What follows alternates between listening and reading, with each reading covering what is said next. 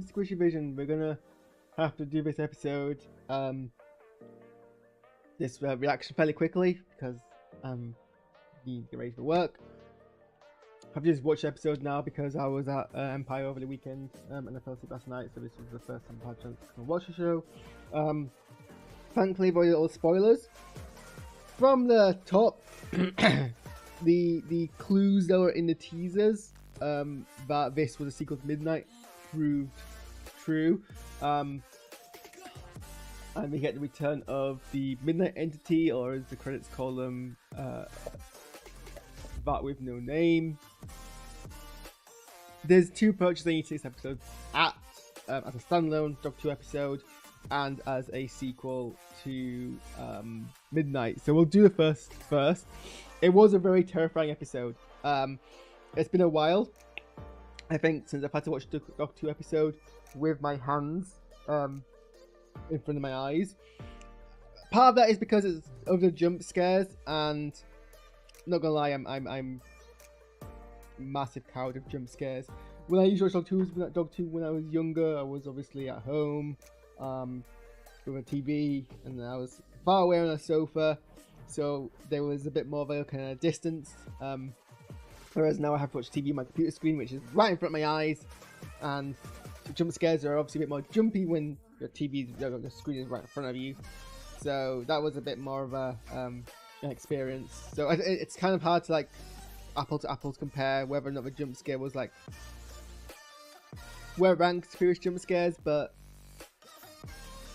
there was jump scares in this episode. Not like massive jump scares, but actually fair, it was more scare cards. I think it was a scare card that really got me more than anything else. But yeah, I was like, it was the fact that at any point it could flip to someone and you could see a thing behind them. But that was effective, I think, actually, in the grand scheme of things.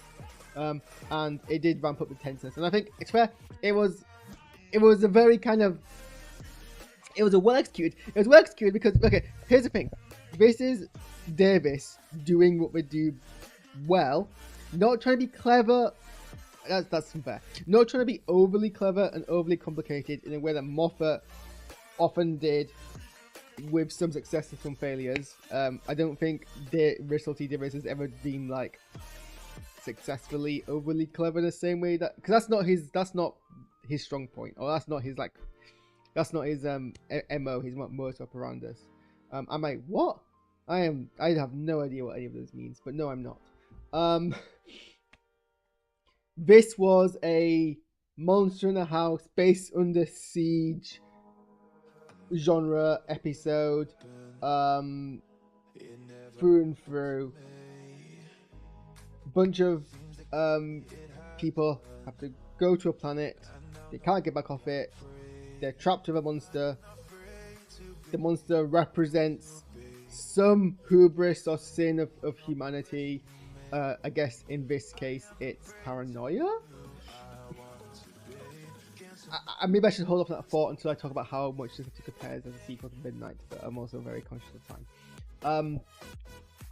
But it was very simple. There was, I think the twists were adequately foreshadowed but not obvious. Like the mirrors being broken was like flagged up, and then you kind of forgot about it until you realize that actually if the entity kills you by standing right behind the thing that it's hiding behind, then the only way you can see it is with a reflection. So obviously that's why it breaks all of the mirrors. And the mercury lines, everything was like Chekhov gunned appropriately, but not obviously.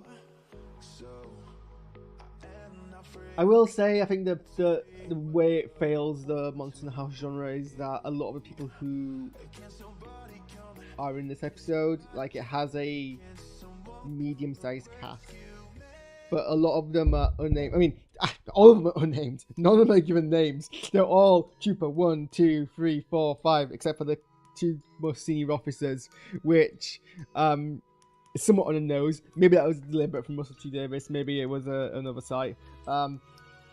Usually, these Monster in the House style things, the more you care about more. I don't know, maybe I'm being unfair. Obviously, there's gonna be some people who die who are there just for bodies, and you can't like spend time with every character.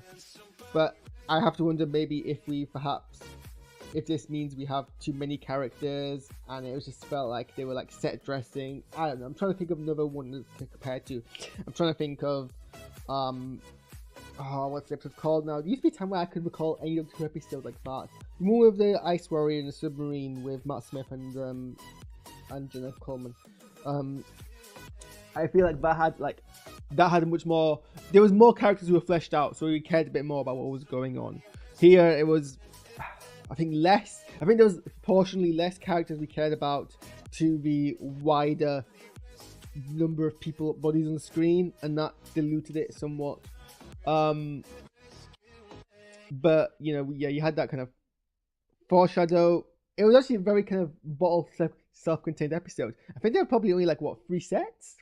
There's the outside set, which is basically a quarry. There's the place where they find the survivor. There's the control room, and then there's the generic corridors. And most of it happens in those 2 rooms, which I think is, I mean, to be fair, most Midnight happens in 1 room.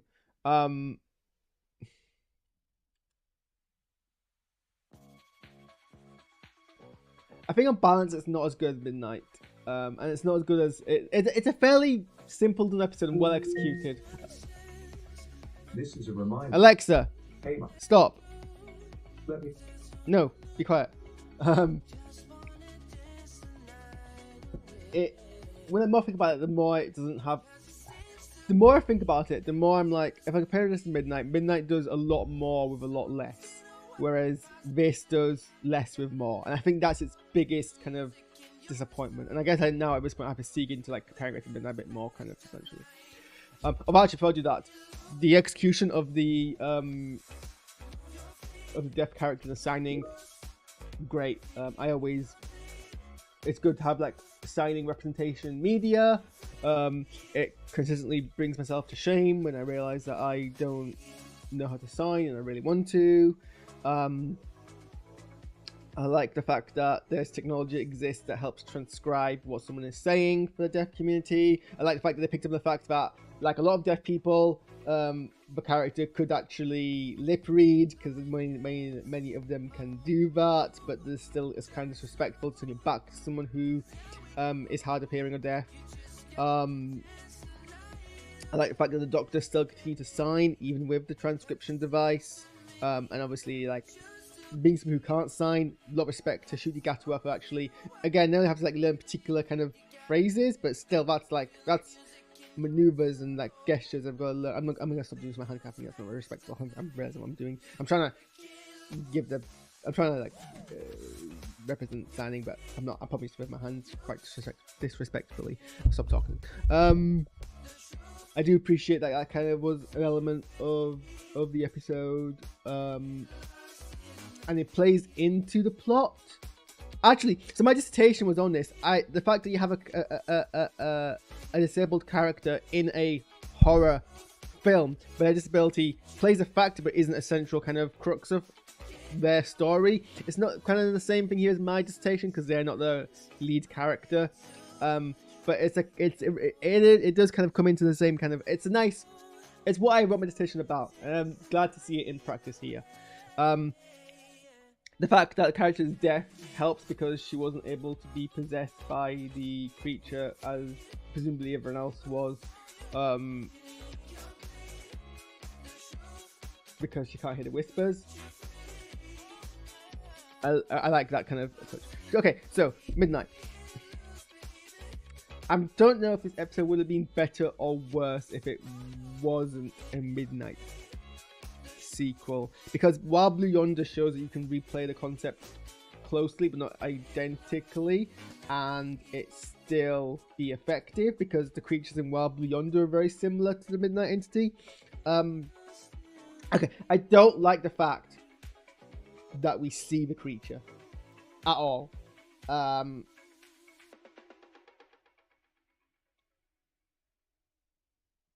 in as clear as we like. I know it's like blink and you miss it moments, but we live in a day and age now where blink and you miss it moments can be screen capped and you can see it. And like if you go onto numerous web pages and you search for the creature now, you will see as much of the creature as you would have seen if you paused at the right amount of time, which is actually quite a lot. And it was always going to be underwhelming to see what that creature looked like, and we did. I always loved the fact that years after midnight, people were like taking screen grabs of like what was like a minute or less of footage of the midnight landscape, and being like, "Oh, I saw something move across the screen," and like they were all wrong. That never happened. I'm near certain they never put that into the episode, any movement.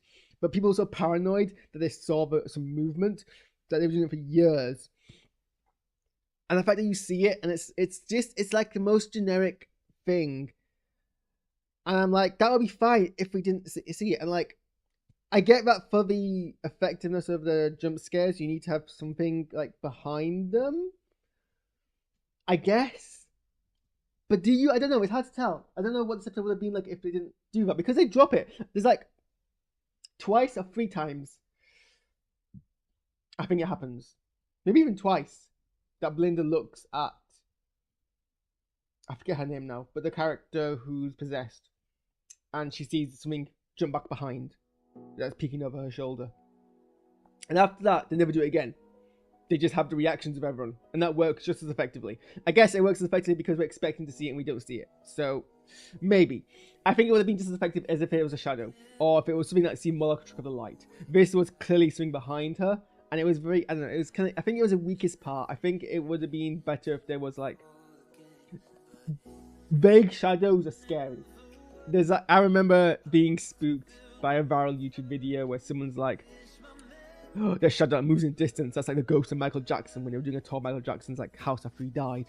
That still like spooked me. And that was just a gimmick. That was just a viral gimmick. If they did this for like legit in this episode and like did it well, I think it still would have been effective. So I'm kind of, and then, you know, I haven't watched it yet, but I've seen the screen cap from Doctor Who Unleashed, and they show the costume in like its full lit detail. And then like, I don't want to see that. I generally, that's like showing me the Puppeteers and the Muppets. So I don't like that we saw the creature in the end. Like I said, compared to Midnight does so much more with so much little. Because Midnight, each character represents, to use Snyder-esque language, a sin of the horror of the monster in the house trope. We don't get that here. No one, there is no, like, there's the commanding officer, there's second in command, and then there's the other nicer people, and there's not like that same, like, we don't spark that same conflict. It's an epilogue more than a sequel, I think. I don't know. It's not a bad episode, but the more I think about it, the more I'm like, I'm not massively like, I don't think we needed a sequel to Midnight. And I think it dilutes that. And like, I felt the same way about Blink and all the subsequent Angel episodes, but in actuality, I think Time of the Flesh and Stone and Time of the Angels actually do something different enough that it doesn't undermine Blink, because it was different angels.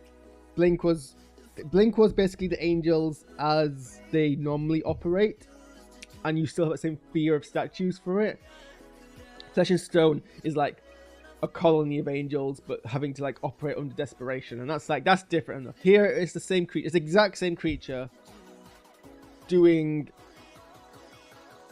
something different, and I guess it makes sense. It's like 400,000 years in the future, so I guess it has evolved.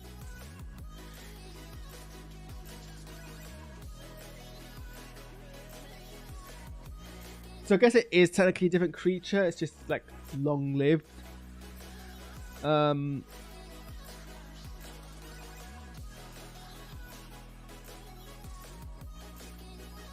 So, but like, I don't know. In some ways it was more scary than Midnight, but that's because of the jump scares. Midnight wasn't like scary, it was more psychological. But it was effective in what it was doing. What could I have done? What would I have done differently with this episode? I mean, for one, I would not have seen the creature. Or maybe like at most seen them see like some movement when the Doctor stopped to like look at the creature.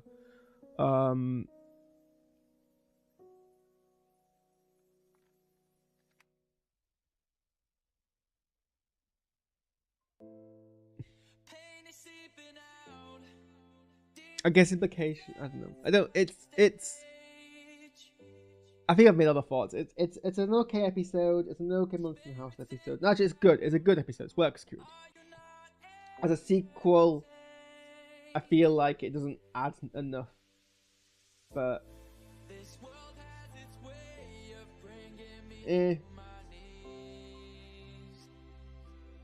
maybe I need to say a bit more. Maybe I need to see what people think. Anyway, I have got to be at work. I've got to go leave for work in an hour. So I'm a bit behind. So I'm gonna go and do that.